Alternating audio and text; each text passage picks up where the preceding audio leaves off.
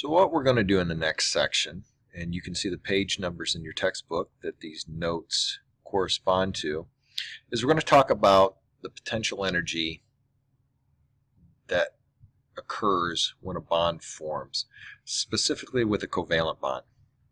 And as you probably know from previous physical science classes, maybe in middle school or an earlier high school course, potential energy is energy of position. It's based on the position of an object. And the lower potential energy an object has, the more stability that it has. And atoms like to be stable, and so that's why they want to lower their potential energy and bond with other atoms. So what we're going to look at here is a potential energy diagram, which basically tells us at what distance between two atoms its lowest potential energy occurs. And so each of these spheres that you see on the diagram represent two atoms, in this case two hydrogen atoms.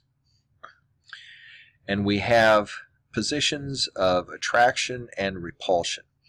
So if we look here in the upper right hand corner, we have two hydrogen atoms. There's no interaction between them, and they're at a relatively higher potential energy, labeled as 0 on the graph. As they come closer to one another,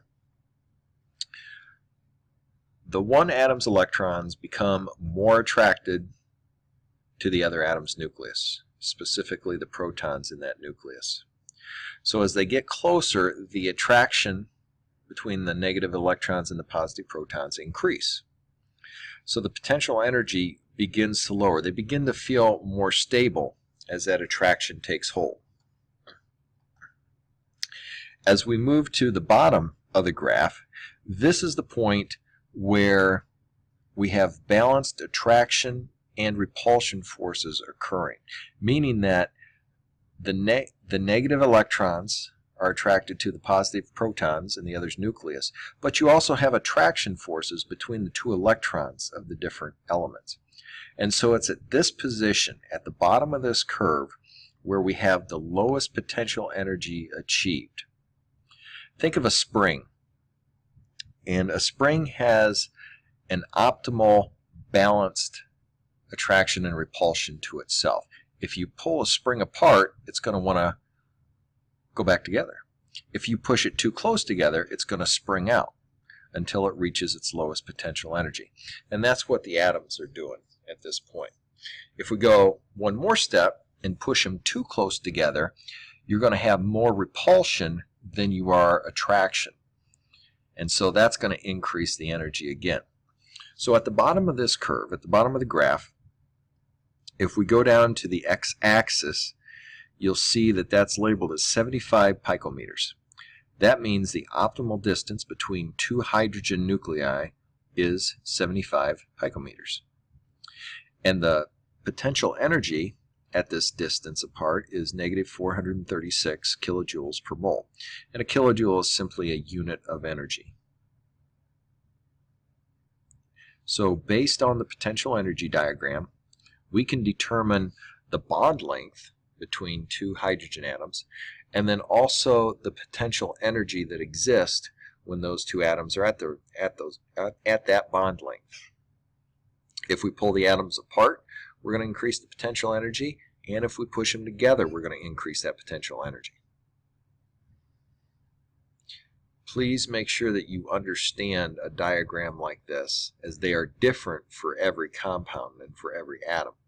But you can understand what the bond length would be and what the potential energy would be when it is at its lowest potential energy.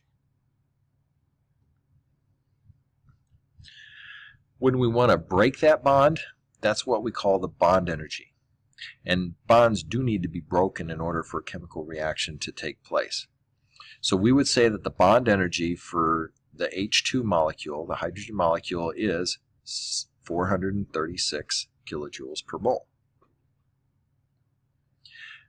That is the equivalent of the bottom of the graph where it lines up against the y-axis. That's how we determine the bond energy. And the more the higher that number is, the more energy we need to break that bond, or the stronger that bond is.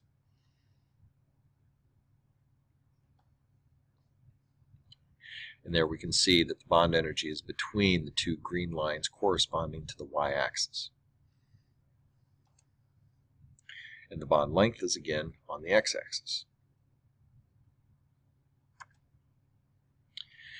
Here's a table given some different bond energies.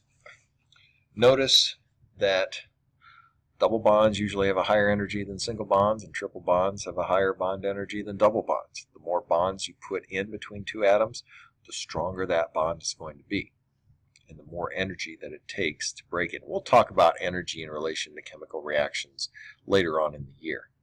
So this is something we're going to just learn for now. We're going to put it in our back pocket, and we're going to utilize it later on in the year.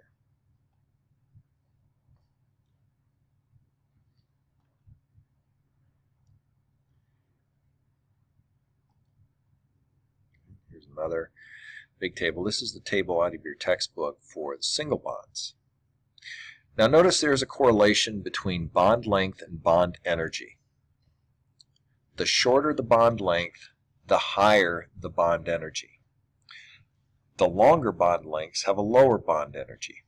It's not a direct correlation, but it is a pretty good correlation. You can see the hydrogen bond right here has a bond length of around 74 picometers, bond energy of 436. As we go to the iodine bond, you see it has a bond length of 267 picometers, and its bond energy drops to around 150 kilojoules per mole. The bond length has to increase for iodine because it's a larger atom. Notice the halogens here, fluorine, chlorine, bromine, and iodine. And as we go down the group, we've learned in the last chapter that atoms get larger. So the iodine atoms are the largest atoms in that group. Therefore, they can't get as close together, so their bond has to be longer. But as bond length increases, bond energy decreases. And that is a correlation and a relationship that we should know in order to be successful in this chapter.